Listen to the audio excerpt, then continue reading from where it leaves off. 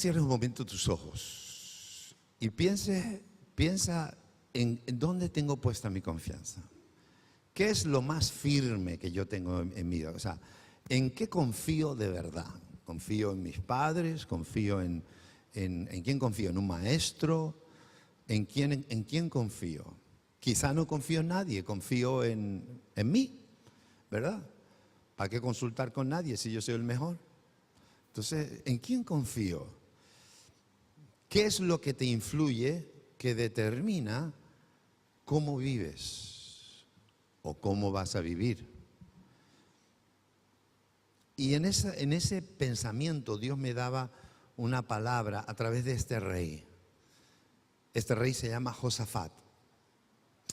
Pero antes de entrar en la historia de él, un hombre muy bueno, no perfecto, porque no vamos a encontrar ningún rey perfecto, ni el famoso amigo de Dios que era Abraham fue perfecto, porque también a Abraham Dios le recriminó un par de cosas. Perfecto no ha habido nadie, pero sí fue un rey o un pastor ejemplar. La pregunta es, escuchamos la radio. Yo escucho en las mañanas radio cuando tengo que desplazarme. Cuando suelo ir al gimnasio, me pongo en una máquina que está enfrente de una televisión que salen las noticias. Y entonces ahí, parte del tiempo que paso allí, se me hace más ligero escuchando noticias. Y uno, pues luego el mediodía también me gusta escuchar las noticias del telediario. De alguna forma, quiero saber cómo está todo. Pero una cosa curiosa que me pasa cuando cambio de canal de radio es que a veces oigo la misma noticia, pero con contenidos un tanto diferentes. Y eso a veces me sorprende. Digo, pero si están diciendo lo mismo. Incluso me ha pasado en Radio Nacional y luego vengo al telediario del mediodía, que es televisión española igual, y alguna parte de la noticia es diferente. ¿Qué es fiable? Yo te pregunto, ¿qué es fiable hoy en día? ¿En quién podemos confiar? Antes la ciencia nos decía unas cosas, ahora nos decía otras, ¿no? Antes hablábamos de problemas con el pescado azul, ahora el pescado azul es una maravilla, milagroso, ¿no? Antes decían no comas más de 3 huevos a la semana, ahora te vienen diciendo que cómete los huevos que quieras, que eso es fantástico, que es una cosa... Tú dices, vamos a ver, ¿de quién me fío? ¿De quién me fío, no? Y en esas vueltas que dan la vida, pues también te pones a escuchar a gente que, pues como los políticos, ¿no? La misma noticia, el mismo tema, el mismo problema. Escuchado en distintos portavoces de distintos partidos políticos, los enfoques son tan diferentes que al final dices, ¿y quién tiene razón? En ese mundo de confusión es donde crecen nuestros hijos, crecen nuestros chiquitos, pero también donde nos desenvolvemos nosotros. Y estamos tan pegados al día a día de la vida, las cosas cotidianas, del roce con la gente, que no es cristiana, pero es el roce que tenemos con la gente, que todo eso sin querer de alguna forma nos afecta. Y sin darnos cuenta nos desvía. ¿Pero nos desvía de qué? De aquello en donde sí tendríamos que poner nuestra confianza. Y esto es algo que me asombra entonces de un hombre como Josafat. Con 35 años se convierte en rey, no es que fuera muy viejo, tampoco es muy joven, para aquella época ya estaba empezando a ser maduro, ¿verdad? Pero él empieza con 35 años a ser rey y yo leyendo acerca de él me doy cuenta de que es un rey que ama a Dios, cree en Dios, pero que no teniendo referencia, y esta es la diferencia, no teniendo grandes referencias alrededor, porque él era la máxima autoridad, se puso firme sobre una serie de decisiones que le trajeron lo que yo quiero compartirles ahora. ¿Quién está trayendo o influyendo tu vida? A unos jóvenes les preguntaba esta semana, ¿dónde vas a estar y qué vas a estar haciendo dentro de 5 años? ¿Dónde estarás y qué estarás haciendo dentro de 10 años? Yo te pregunto a ti también, dentro de 5 años, ¿dónde vas a estar? ¿Qué estarás haciendo?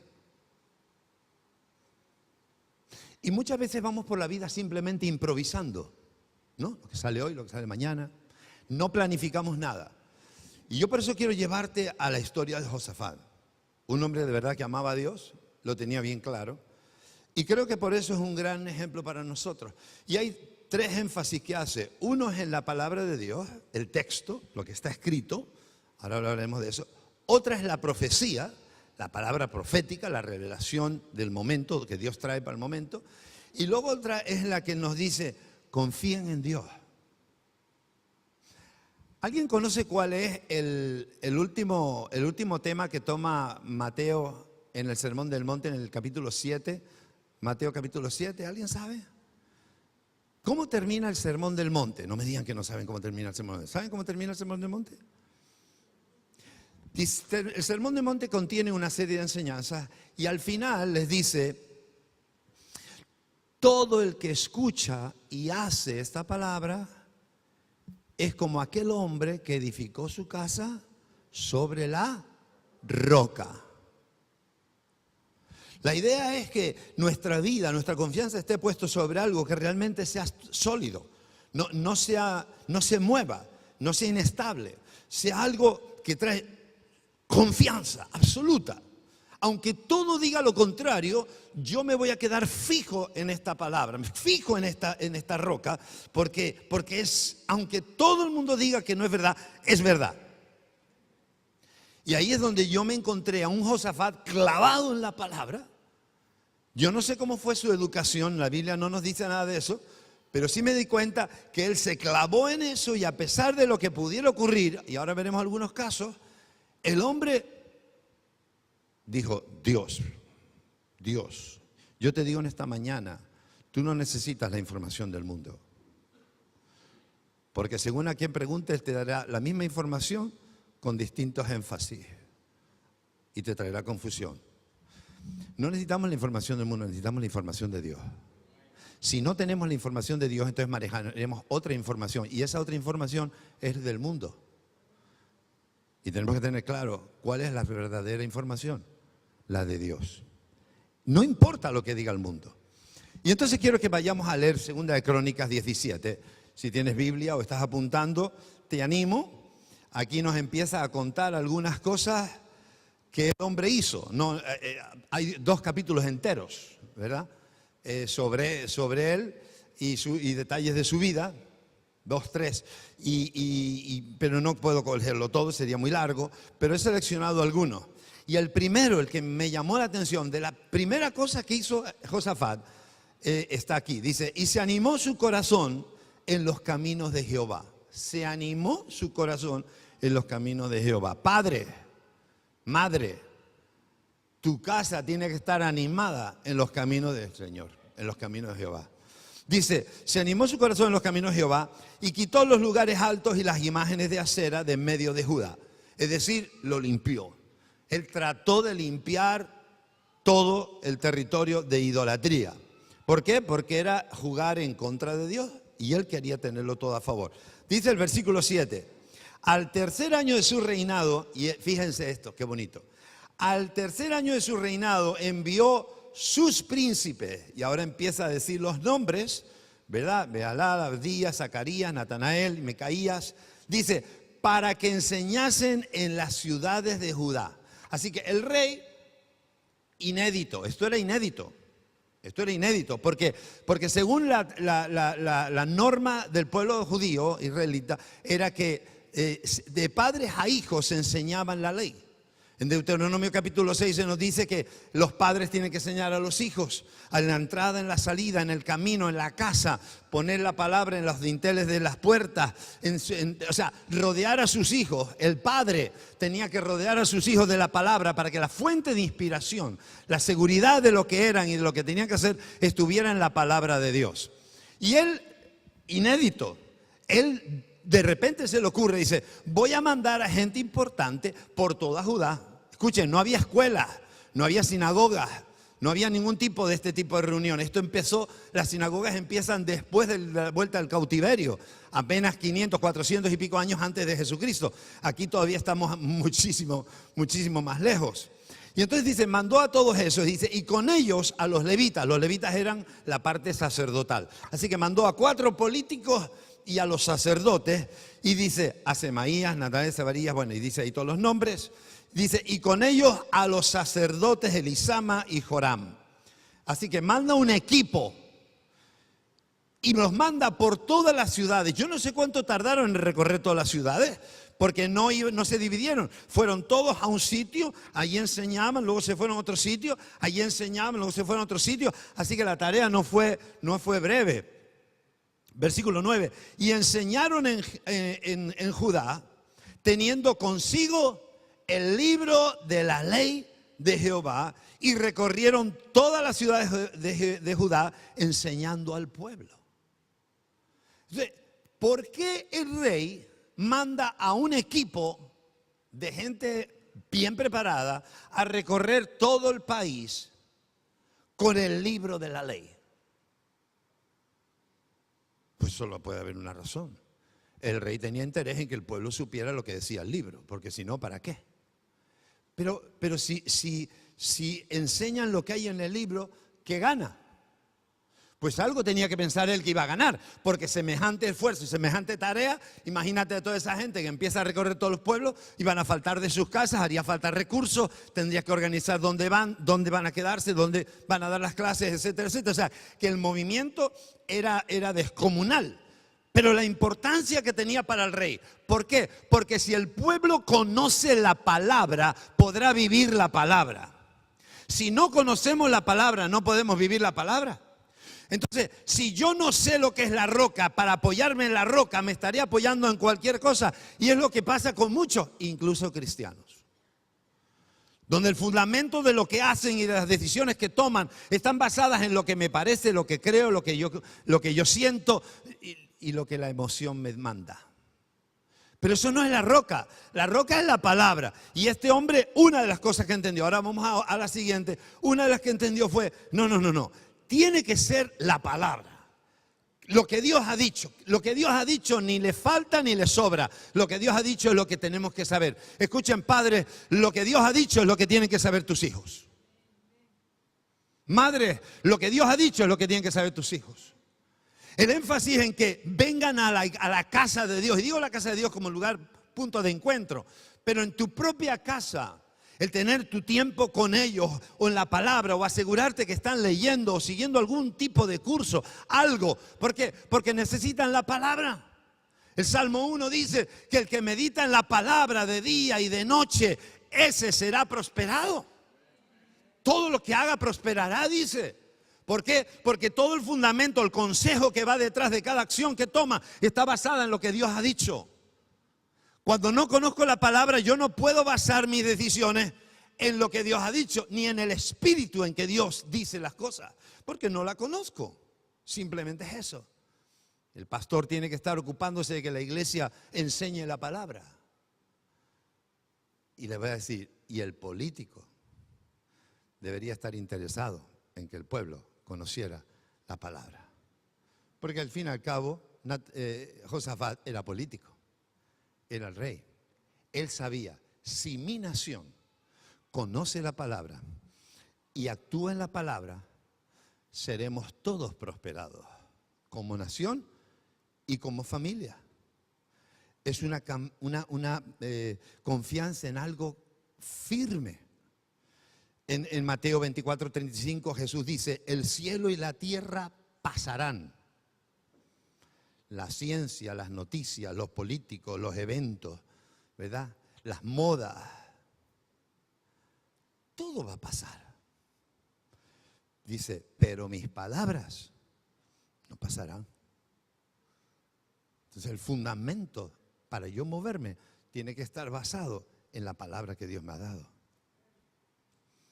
En otro pasaje de Mateo 4:4 es aquel que dice que no solo de pan vivirá el hombre, sino de toda palabra que sale de la boca de Dios. Por eso yo vuelvo a preguntarte, tu fundamento al tomar decisiones, ¿dónde viene? ¿Por qué vas a hacer lo que estás diciendo que vas a hacer? ¿Por qué vas a ir? ¿Por qué vas a ir donde dices que vas a ir?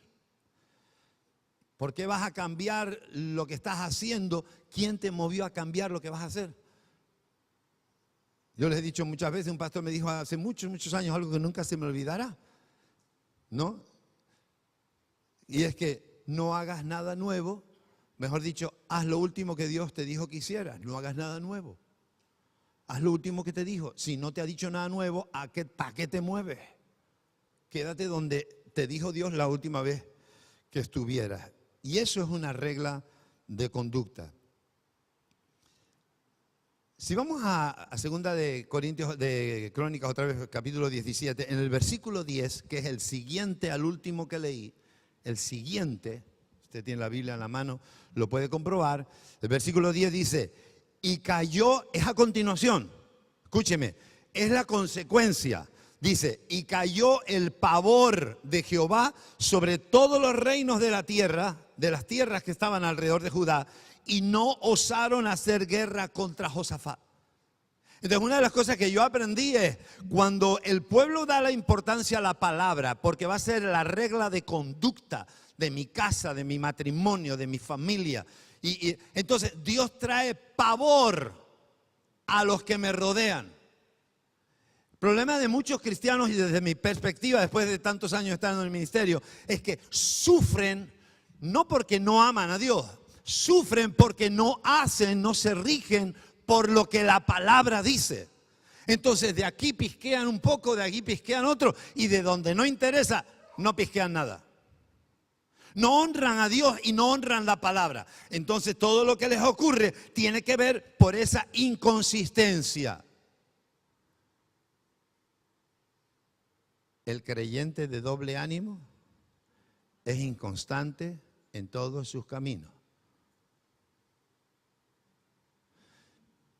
Eso es lo que le pasa a muchos cristianos, me ha pasado a mí en mi vida también, y he tenido que recapacitar en ello. Entonces la primera parte, y quiero pasar ya a la segunda, pero la primera base que yo encuentro en este hombre es la palabra. Él se dio cuenta que fundamento. Y claro, yo no me imagino que él estaba haciendo cursos de universidad, estaba ofreciendo seminarios de 6 meses. No, yo me imagino que estaría simplemente leyéndola como Esdras, ¿verdad? Cuando reunió al pueblo después de que vinieron del exilio, para los que conocen la historia, y él reunió a todo el pueblo y estuvo leyendo toda la palabra y estuvieron días leyendo la palabra. Era una forma también de honrar a Dios, dándole importancia. Pero evidentemente, si a ti en 3 días te leen toda la Biblia sin parar, no creo que aprendas mucho. No creo que estos hombres fueron por todos los pueblos y se quedaron en cada pueblo hasta que todo el mundo aprendió todo lo que ellos decían. No lo creo. No creo que nosotros, Dios esté esperando que nos aprendamos toda la Biblia en nuestra existencia tan corta. Pero lo que sí Dios quiere es que le demos la importancia, que nos sentemos a meditar, que la estudiemos, que le pongamos atención, que cuando voy a hacer algo o se me ocurre alguna idea, pase por el filtro de la palabra para ver si tiene que ver con lo que Dios quiere o no tiene que ver con lo que Dios quiere. Y entonces en consecuencia tomo decisiones. Eso sí lo quiere, que captemos el espíritu de la palabra. Pero noté otra cosa. Si usted sigue leyendo ahí a la historia de Josafat, él hace muchos cambios, todo va muy bien, pero de repente, en un momento dado, viene un gran ejército contra él. Se juntan varios reinos de alrededor y vienen contra él, y cuando le dan la noticia, el hombre coge un poquito de temor y de repente va y se mete en el templo y ahí habla con Dios.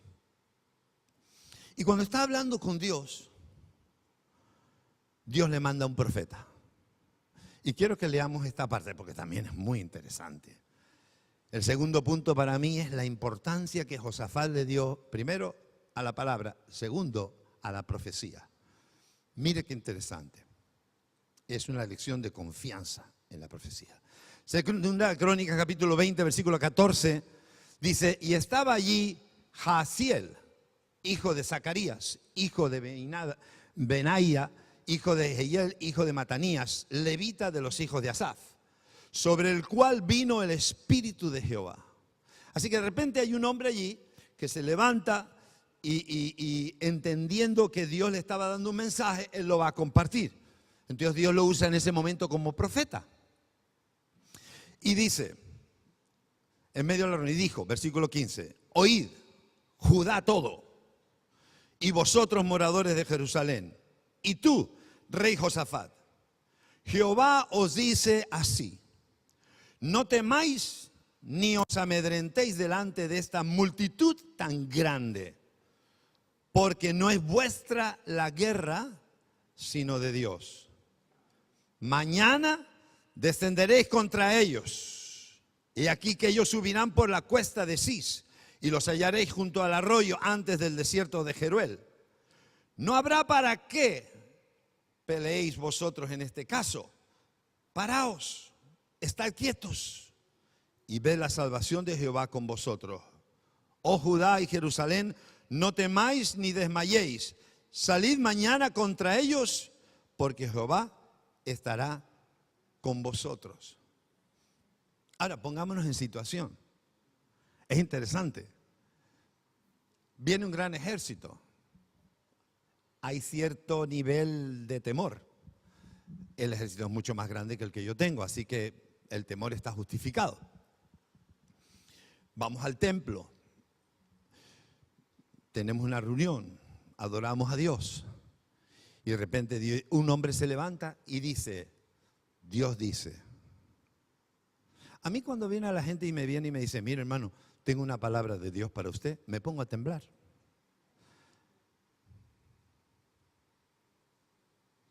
Por lo bueno y por lo malo. Porque me venga con una historia que se la inventó él, que a ver los haylos, o que venga de verdad con una palabra de Dios y yo a lo mejor no la reconozca. Podría dar los dos casos. Me da mucho temor cada vez que alguien me escribe una carta y me dice, Dios me ha dicho, necesitamos esto. Necesitamos la palabra profética. La palabra en la Biblia está muy bien, pero también Dios nos trae profecías, como en este caso. Y es un caso donde vemos a un rey que cree en la palabra escrita y la enseña, pero de repente cuando se levanta alguien, un profeta, y debería ser alguien bien reconocido para aceptar semejante consejo. Es para que se levante el rey y entonces diga, pues vamos a hacer lo que tú has dicho. ¿Pero qué es lo que ha dicho? Lo que ha dicho es que no hagan nada. Lo que ha dicho es no tenéis que pelear. Lo que ha dicho es quedaros quietos. Y yo no sé, pero si yo estuviera allí me diría, quedarme quieto y este tipo no se lo habrá inventado. ¿Quién me garantiza a mí que este hombre, no le sale eso, se lo inventó él? En este mismo ejemplo de Josafat, cuenta una de las historias que él va a visitar al rey del norte. Y cuando va a visitar al rey del norte, porque saben que Israel se dividió en dos, el sur y el norte, él estaba en el del sur. Entonces cuando va a visitar al del norte, que en el fondo todos se creían eran familia, porque todos eran israelitas de otras tribus, pero eran israelitas. Entonces se juntan y quieren ir a una guerra. Le dice a Josafat, oye Josafat, como somos primos hermanos, vamos a una guerra, tengo que hacer una guerrita por aquí, ¿te vienes conmigo? Y entonces el otro dice, sí, claro que sí, somos carne de carne, hueso y sangre, claro, yo voy contigo. Y entonces el otro rey le dice, le dice a Josafat, vamos a consultar con profetas. Y dice, sí, y él llamó a sus profetas, dice que eran 400 profetas. Entonces llama a los profetas y cuando vienen los profetas le dice, ¿qué tenemos que hacer? Y entonces dice, sí, sal a pelear, vas a ganar. Y Josafat, que está un poco mosca, dice, mira, aparte de estos 400 no hay uno de verdad. Bueno, no lo dijo así, pero fue lo que dio a entender. Dice, no hay uno de Jehová. O sea, los que tú te inventas están bien, ¿verdad? Pero uno de Jehová. Y dice, sí, hay uno por ahí, pero siempre me dan cosas negativas. Y entonces dice, no, pues tráelo. Y lo trajo. Y efectivamente, esto es mucho más largo, se lo abrevio, ¿verdad? Versión corta. Entonces viene el profeta y le dice, ¿sabes lo que veo? Veo que todo el pueblo de Israel, la nación del norte, que era la que se está metiendo en la guerra, dice, la veo dispersa por los montes, como ovejas sin pastor. En otras palabras, vas a salir mal parado de esto. Los otros 400 decían, vete, Dios está contigo, vas a vencer. Uno dijo, esto no va a salir bien. Pero póngase en situación. Usted tiene que tomar una decisión. tan trágica como salir a la guerra para perder vidas, para meterte en follones y incluso morir tú. 400 te dicen que sí, uno te dice que no. El mundo nos dice muchas cosas y Dios nos dice una cosa. Yo tengo que saber quién me habla. Yo tengo que saber quién me está dando el consejo. Porque quiero poner mi vida sobre la roca, no sobre cualquier pantano. ¿Quién es la roca? Entonces yo encuentro que la palabra es la roca, pero también Dios usa la palabra profética. Pero la palabra profética también tengo yo que tener seguridad en ella.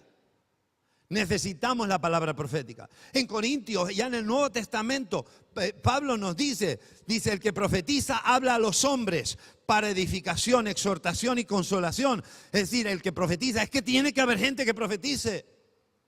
Tiene que haber gente que se levanta en la congregación y dice, Dios me ha dicho. Por eso no hablo solo del Antiguo Testamento, hablo del Nuevo Testamento. También Pablo aquí en 1 Corintios 14 dice, así que quisiera que todos vosotros hablaseis en lengua, pero más que profetizaseis.